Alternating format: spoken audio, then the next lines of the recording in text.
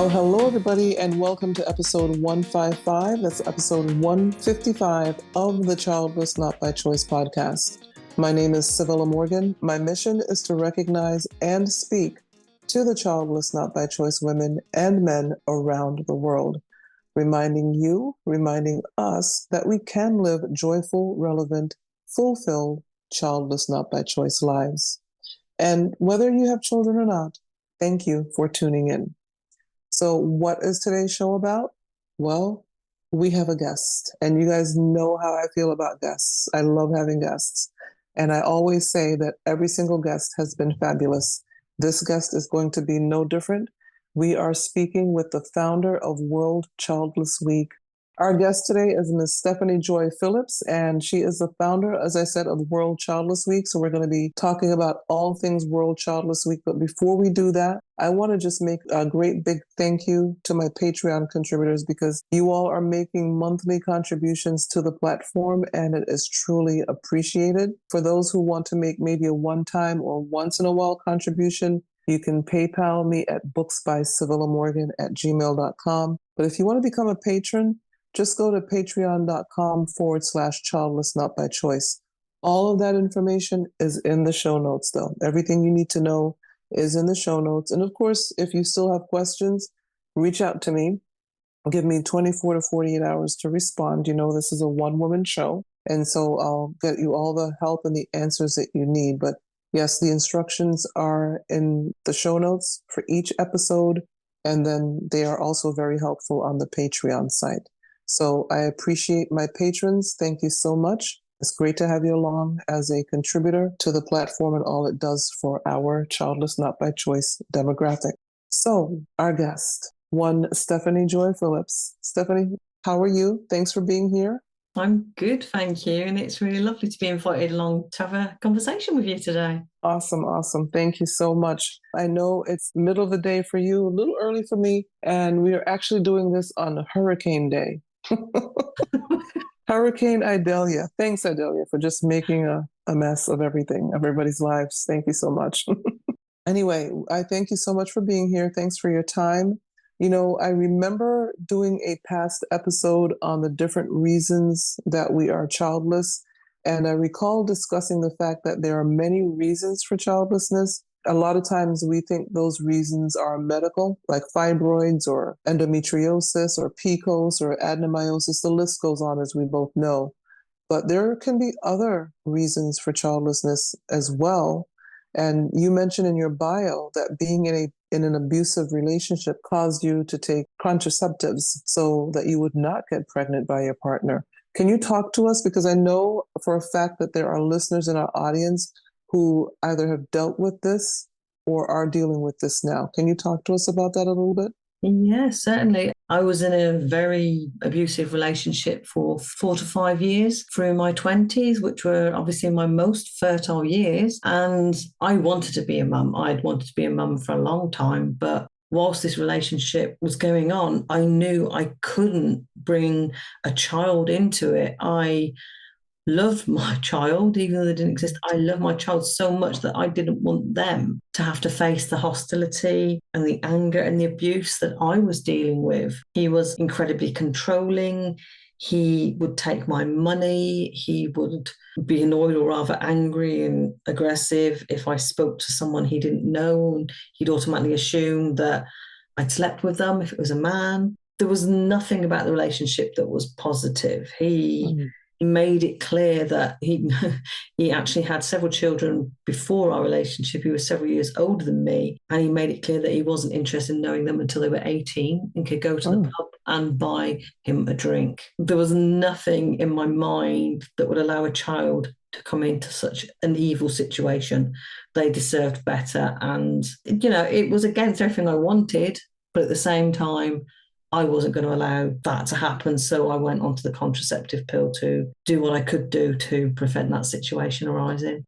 And, you know, that is definitely a level of strength. It is so strong to be able to make that decision, knowing that you so wanted children, but also knowing that you wanted to protect those children. I think that's just fabulous. And totally, absolutely strong. You don't need kudos from me, but I'm just saying it's really something that our listeners, for those of you who are in the middle of this, I can't say I understand it, but Stephanie does. She's been there and, she did what she had to do. So I really wanted her to speak to that because I know that some of you are probably dealing with that now and trying to figure out what to do and maybe how to get out of the situation. That's why I wanted her to speak to that, to just encourage you wherever you are. And if you're in that part of a journey where you're dealing with that type of issue. So thank you for speaking to that, Stephanie, and I appreciate it. As I continued to look at your bio, I then read about how when you finally met the man that you would marry, you all know me. Those of you who know me, I love a love story. I may have one of my own to tell you someday. Maybe I'll tell you if it happens. Anyway, when you finally met the person that you would marry, that's when you realized you weren't even going to have children and you had to deal with unsympathetic doctors. Can you talk to us about that? Yes, certainly. We met when I was in my sort of early 30s, but we didn't actually try to conceive until my late 30s. I think I was hesitant because of what had happened in my 20s. He was a few years younger than me, so sort of biologically, I think my mindset was ahead to be a parent before his was. But we eventually tried to conceive and have a child when I was in my late 30s. Nothing happened, and we eventually got to the doctors and did the tests and ended up sitting in a hospital room with one doctor who sat most of the time with her back to us and kept sort of twisting and just glancing over her shoulder as she was talking. It felt to me like it was almost the first time she had to give bad news. She seemed nervous. She didn't look us in the eyes very much. She was quite stuttery in how she spoke until she eventually said, if he manages to get you pregnant, it is highly unlikely you'll carry full term. So, and left the sentence just drifting in the air without finalizing and give us any more explanation. And it was sort of in that moment that I knew we'd never become parents because we suddenly needed a double miracle. And at the time, I was 39 and several months old. And in the UK, I was entitled to one IVF procedure before I hit my 40th birthday. However, as part of this appointment, literally the only other thing I can remember is I was told to go away, lose weight, and then they'd call me again in 6 months to book another appointment. I knew that in 6 months' time, it would be approximately 3 or 4 months before my 40th birthday, and the IVF would stop. That was as far as they would treat us at my 40th. So I went home and thought, well, by the time they call me, and then by the time they actually get me an appointment, put us through all the tests that they're going to do again, because they always repeat everything, put me on the medications to try and stabilize my body, do the same or similar for my husband. I could just see all these extra weeks flying by to the point that I worked it out and thought, there's no way we're going to hit getting this IVF treatment before my 40th birthday. So I went home and basically confided in the only friend I had or that I could feel 100% safe with, and that was food. So I ate. I didn't lose any weight. I didn't gain any weight, but I didn't lose any.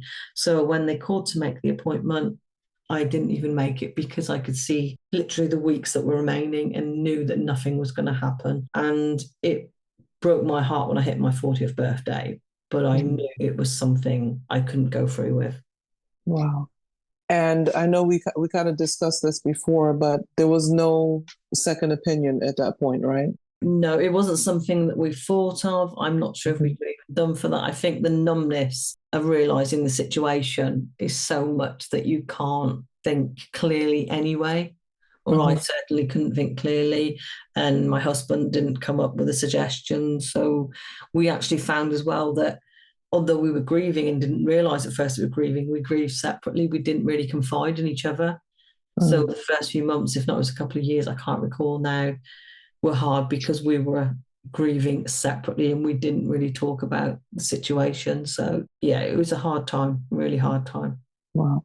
I'm glad you were both able to push through and get through it. But yes, I can see how it would be really difficult. And, the doctor's behavior, I mean, sometimes you wonder what they get taught in school besides the clinical stuff. It's like, do they get taught anything else? I know. I think, unfortunately, it's an area that we still need to sort of push ourselves into to explain that doctors' actions and comments can be incredibly hurtful. And there's a story that I have shared before about somebody who went for IVF in the UK. It was her first IVF insemination coming up, and she was in the room waiting for it all to happen. And the doctor was going through their usual checks and said, "Oh, is it your birthday today?" And she went, "Yes." And he went, "And you're 40 today?" And they went, "Yes." And he went, "We can't do the process. You're too old." And I think the cruelty within that, if I'd have faced that, it would have broke me. So That is cruel. yeah, it's an unbelievable story that's never left me. Really hasn't.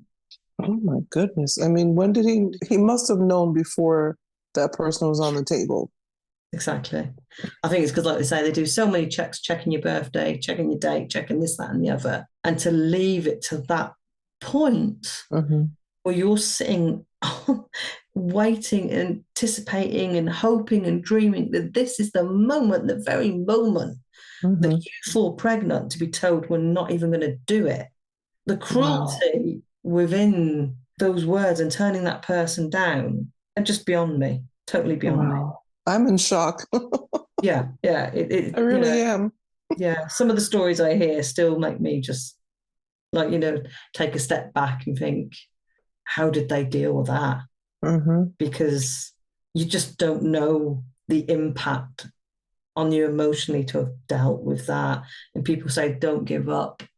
But sometimes it's not giving up, it's moving forward and taking the strongest, bravest choice. And I think my decision to not try and get IVF in before my 40th was possibly my strongest, biggest choice. Another strong choice that you made, another strong decision. And so, as childless, not by choice people, and we're not denigrating those who continue to try, because we all have to come to that realization and decision on our own. Yes. And so definitely not denigrating, but, when you do finally come to that decision, that is a level of strength right there.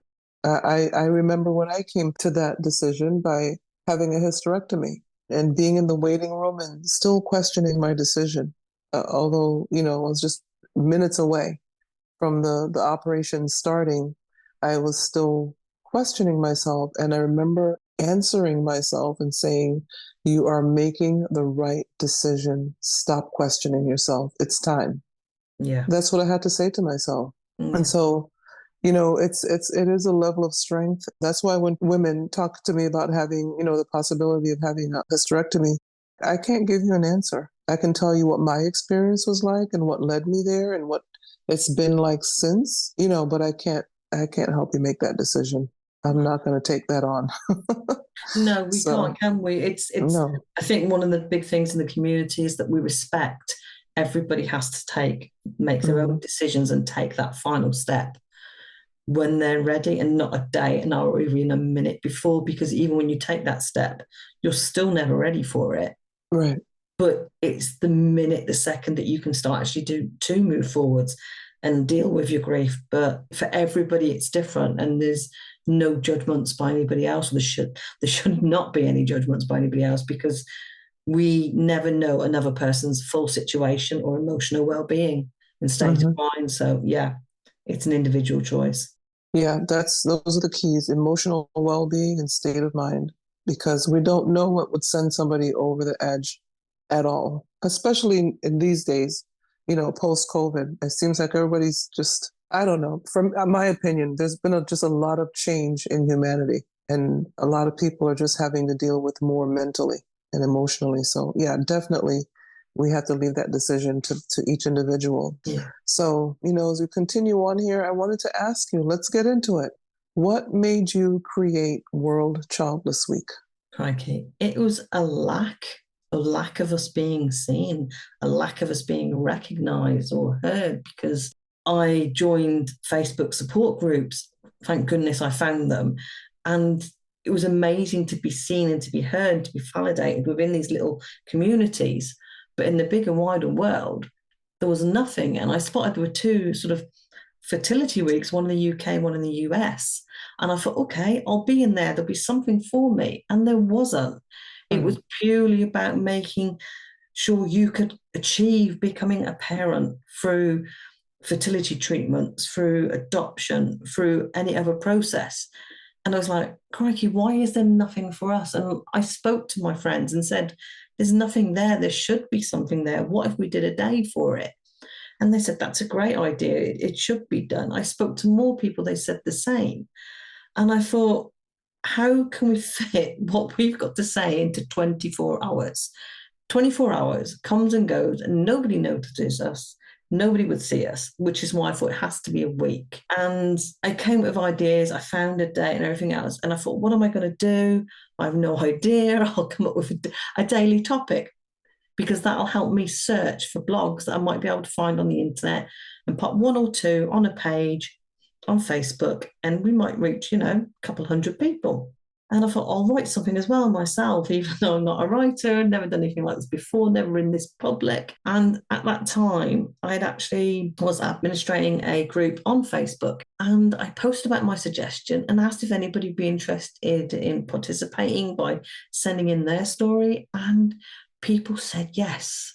People were really keen to get their voice out there and have a platform where they could be anonymous, which is such an important factor, and say without fear of, Joe Public coming back and sort of saying, you're wrong, that's stupid, I'll tell you the truth, you're missing out on this, you should be doing that, and it's your choice, you're not childless because you stopped doing this. And all the criticisms that we face, to be anonymous was really important. And I had over 100 submissions that first week.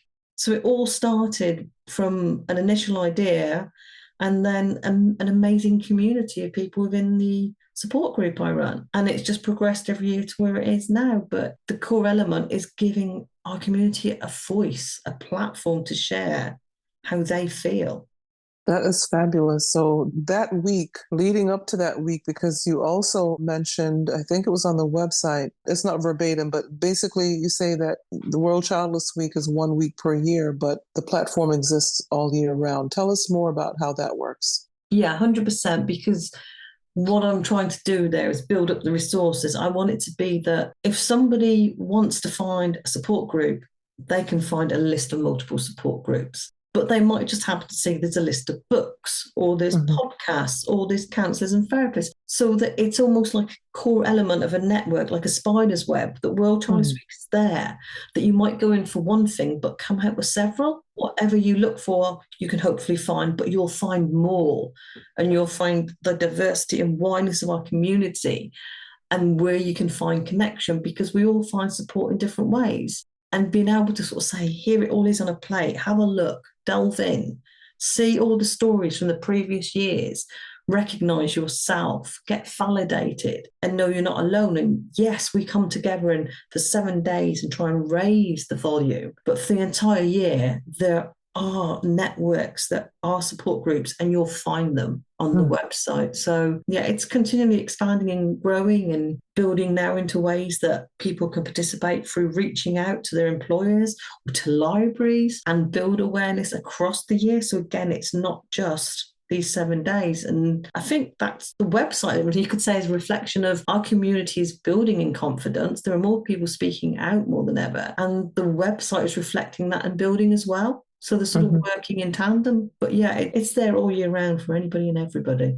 So I'm going to ask you about the letters and libraries in just a minute. But before I do that, how do we get involved? How do we listen? How do we tune in? Where do we do this? If you go to the actual website itself, the submissions for this year have closed now, but the webinars, there were 18 webinars happening across the week from Monday through till Sunday. And you can sign up for each one individually. If you go to the What's On page, it tells you who's going to be speaking, what the discussion will be around, and the times and the dates. And you can register for anything you'd like to attend live.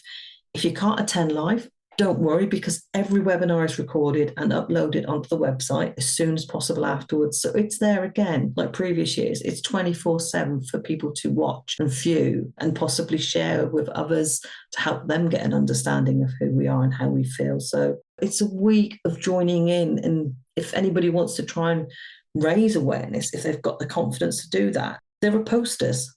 There are social media images. There's something for everybody. But again, I'll always stress you can only do what you're confident to do and never push yourself beyond that, because we all respect that it takes time to get to that place of being public in any way. It does. It does. And sometimes, I'll be honest, sometimes I feel a little bit like I wish more people would share the podcast, or share an episode. But at the same time, I understand why they don't. Because people have reached out to me personally and said, I haven't talked to my family yet about my journey, my childlessness, my IVF. They just haven't. And so, no, they won't be sharing the episode because they have not had that discussion. Yeah, no, it's really hard. And I think a lot of people do the first step by sharing somebody else's words, because it's easier to share someone else's words or blog or podcast or whatever it may be than sharing your own, because it is hard. And I'll always say, don't worry if you don't get a response, because those friends who are childless might not want to add a comment and be seen. Mm-hmm. Or it could be you've got people out there who are childless not by choice, who are fearing that they'll never be a parent, who are actually reading what you share and thinking, oh my God, there's somebody there who understands. But again, they're too scared to make a comment, or they don't know how to comment, what emoji they should share as an emotion. And there's so much confusion within responses on social media that I think share it for yourself, share it for your own confidence. And if you get a response or a reaction, that's a bonus. I got an email from a doctor a few months ago, and she told me about an episode that really, really resonated with her. And, she can't talk to people. She's a doctor. They're coming to her for help.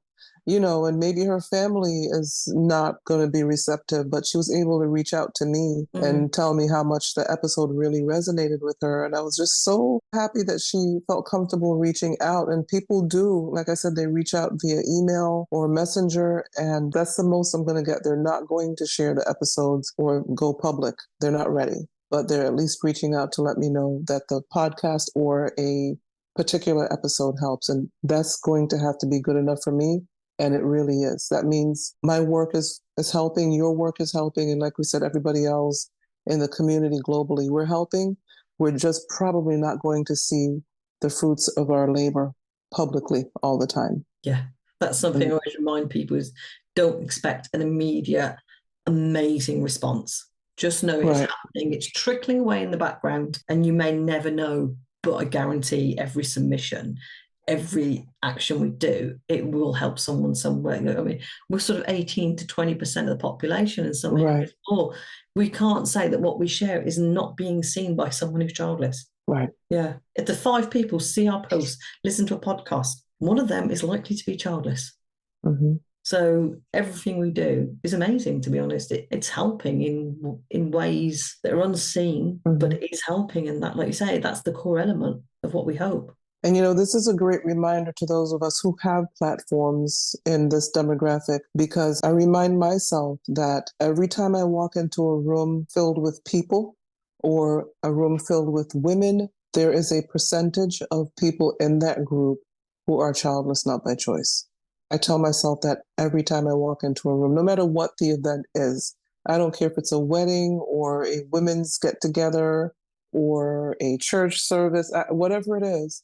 There is somebody in that room who wanted but could not have children. And I just, it sits with me every time I step into a group situation. So we just, as those who hold platforms, that's something to keep in mind as well. And a lot of times they search us out. I just came back from, as you know, podcast movement, and I was told several times at several sessions, I know somebody who's going to need your podcast.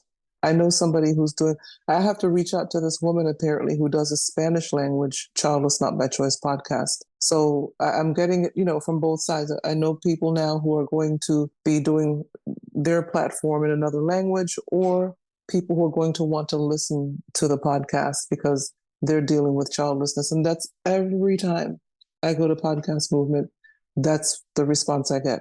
I know somebody who's going to need your podcast, who'd be happy to hear your podcast. So yes, like you said, those people are there and they're hiding in plain sight, and we know why. Yeah, sadly we do, but we understand. So we understand. So, let's talk about the letters and libraries. Tell us about that.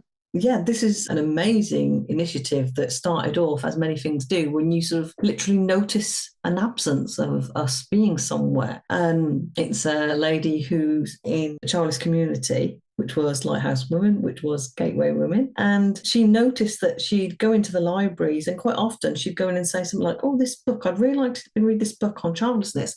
And whenever they asked for it, they would come back and say, yeah, we'll get it in stock for you. And there was a few people that were sort of talking about how they go into libraries and notice that, there are displays of books across the year for different events to acknowledge whatever, that event is of the time. But there wasn't anything for childlessness. And they thought, well, why could they not do a table display for World Childless Week? Mm-hmm. And, they could suggest books.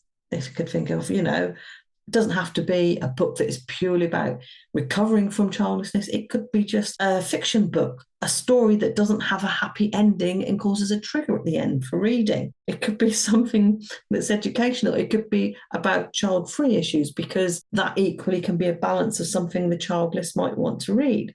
So basically, they came up with this idea of the Inclusive Library Project, and have written a couple of draft letters as well. And it's all on the World Childless Week website. So it's to encourage people to say, go into your library, ask them if they'll do this for us. If they'll stock some books that we can actually enjoy to read, that we can go into the library and find something that we don't read halfway through and go, here we go, the pregnancy announcement, the birth at the end, and we don't necessarily want to read that when they're in deepest of grief. So again, we've got these template letters for you to approach libraries and say, would you do a display? And I can provide a list of books for you that some you may already have, some you may wish to purchase, and just support the community, because the library is there to support the entire community.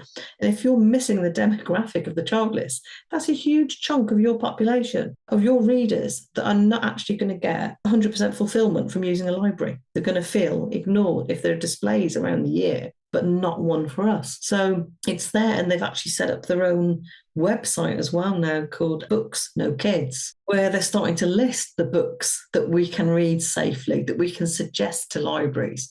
So it's a twofold project that started off as this idea to include World Childless Week in libraries, and has now progressed to a website listing books that are safe for us to read. And I just think that's a fantastic idea that's developing into something that can build and build, and is available to support everybody who's got access to a library. Right. And for free. Yeah, exactly. Because there are people who can't afford to buy the book that they want. Right. Or like they want to read a book that's going to give them the good feels or give them positive feels. And not all books do that. So yeah, it's a real positive movement. Oh, that is great. I'm getting ready to do that letter. I'm going to actually send it out. I wanted to do it last weekend, but, podcast movement and traveling and all of the things that came with that. But yeah, I'm going to print it off this weekend, and I'm going to go to the 3 libraries in my area and reach out to them. So I'm really looking forward to doing that. I think it's a great idea. And the other thing is, I want to stress that you can actually just send a letter. So it's not email, it's not contactable, but you can actually send an anonymous letter to local libraries. And if you feel brave enough, include a small snippet of your story with that letter. So it really brings home that this is a local event happening around them, and just post it to libraries. So you've got no direct connection.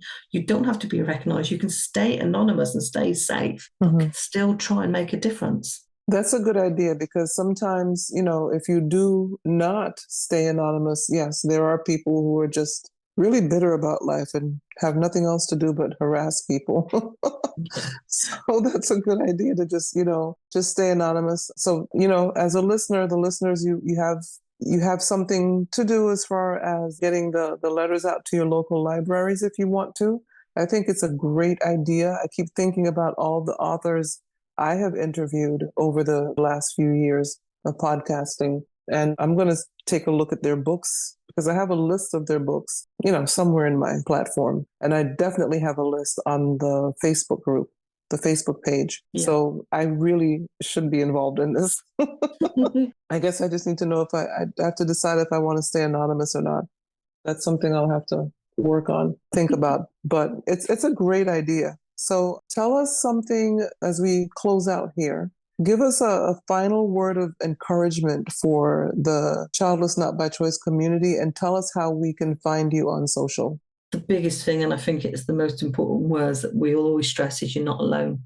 Because the minute you find out you're childless, all you can see around you are families, and you feel like you're sitting in the midst of a dark cloud surrounded by families, and you are alone because nobody else could possibly be childless, because you've not heard somebody talk about being childless. And the truth of the matter is, we are there. We are everywhere. We are surrounding you. But because it is a taboo subject, because we feel under pressure and ignored and rejected, we don't speak out, although thankfully so many more of us are. But just remember, you're not alone. Look at the World Childless Week website, which is simply www.worldchildlessweek.net. Look at the resources and see where you can make connections or find the voices that you need to give you that support, because we're here, we're an amazingly loving community, and we're willing to embrace everybody who wants to join us. Or just, sorry, wrong words, must correct myself, doesn't want to join us because they're childless. They want to join us for the support and the love that we can give. Right. It's a group we didn't necessarily want to belong to, but since we do, let's join, find the help and the positivity that we need to continue on the journey that we've been given. We don't always get the journey we expect or want, but the journey we've been given, we've got to figure out how to be on that journey and not be bitter about it, spend our life in bitterness. So I totally understand that. So everything we need to know is at worldchildlessweek.net. Thank you very much for joining us today, Stephanie. I really wanted to get this done and ready and waiting at the beginning of September so everybody can join in and listen to the webinars before it happens. And when is World Childless Week again? It runs from the 11th to the 17th of September this year. And as I said, if you want to find out what it's all about, look at our stories on the website and you'll see all the previous year submissions and webinars there. Okay, perfect. Thank you so very much for your time today. It's really appreciated. I'm sure the listeners got so much more insight on what World Childless Week is. So any questions at all, you all, just please feel free to reach out to Stephanie. She's probably a little busy right now, so give her some time to respond. Yeah. She gears up for that week, the week of the 11th of September, but I'm sure she'll respond as soon as she can. And Stephanie, thank you so much for your time today. It's really appreciated. Thank you for having me. I love having the conversation with you. You're welcome. Bye.